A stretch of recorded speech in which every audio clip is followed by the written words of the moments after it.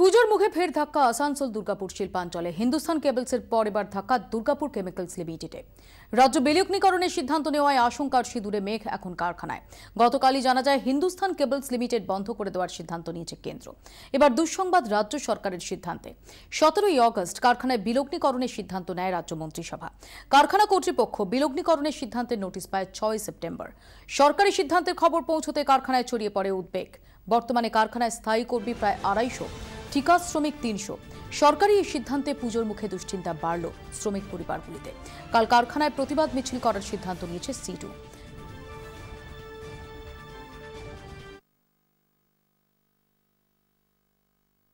গতকাল আমরা জানতে পারলাম যে মালিকের কাছে বিলগ্নিকরণ করা হচ্ছে, শোনা যাচ্ছে বিড়লা বা কোনো চ্যাটার্জি তাদের প্রতিনিধিরা এই কারখানাটাকে নিচ্ছে এবং সমস্ত শ্রমিকদেরকে বাদ দিয়েই হচ্ছে তাদের হাতে সরকার কারখানাটাকে তুলে দিচ্ছে। তো পার্মানেন্ট ওয়ার্কাররা যদিও বা কিছু সামান্য বেনিফিট পাবে, যদিও তাদের দীর্ঘদিন চাকরি আছে, কিন্তু 300 কন্ট্রাক্টর ওয়ার্কার তাদের হচ্ছে ভিক্ষাপত্র নিয়ে এই কারখানা থেকে চলে যেতে হবে। সরকারের অমানসিক সিদ্ধান্ত, মানবিকতা বিরোধী সিদ্ধান্ত এবং বিলগ্নিকরণ করার কেন্দ্রীয় সরকারের যে সিদ্ধান্ত তার সাথে সঙ্গতি রেখে মোদি এবং দিদি একই নীতি গ্রহণ করে হচ্ছে শিল্পকে ধ্বংস করছে।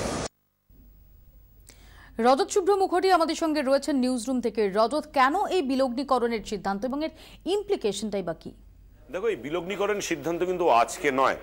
আমরা যদি একটু পিছিয়ে যাই তাহলে দেখতে পারবো যে অগাস্ট মাসেই এই বছরে রাজ্য সরকারের ক্যাবিনেট মিটিংয়ে ঠিক হয়েছিল 3টে রুগ্ন সংস্থা, যার মধ্যে রয়েছে লিলি বিস্কুট, নিও পাইপস এবং আরেকটি গুরুত্বপূর্ণ সংস্থা এক সময়ের national iron and steel company, রাজ্যের মালিকানাধীন এই 3টি অলাভজনক সংস্থা সেদিনের ক্যাবিনেট বৈঠকে বন্ধ করে দেওয়ার সিদ্ধান্ত নেওয়া হয়েছিল। এবং সেদিনই সিদ্ধান্ত নেওয়া হয়েছিল যে দুর্গাপুর কেমিক্যালস, যেহেতু এটা দীর্ঘদিন ধরে কোনো রকম লাভের মুখ দেখছে না এবং এর পেছনে প্রচুর রাজ্য সরকারের খরচ হয়ে যাচ্ছে, তার জন্য এই কারখানা বিলগ্নিকরণের সিদ্ধান্ত নেয়।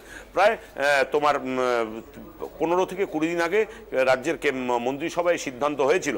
কিন্তু একই সঙ্গে সেই সিদ্ধান্তর সময় আমরা দেখেছিলাম যে বলা হয়েছিল যে যারা চাকরি হারাচ্ছেন, যে সমস্ত কারখানা বন্ধ হয়ে যাচ্ছে, তাদের অন্যান্য সংস্থায়, অন্যান্য জায়গায় তাদের বিভিন্ন পদে তাদের রিক্রুট করা হবে, অর্থাৎ কারুর চাকরি যাবে না।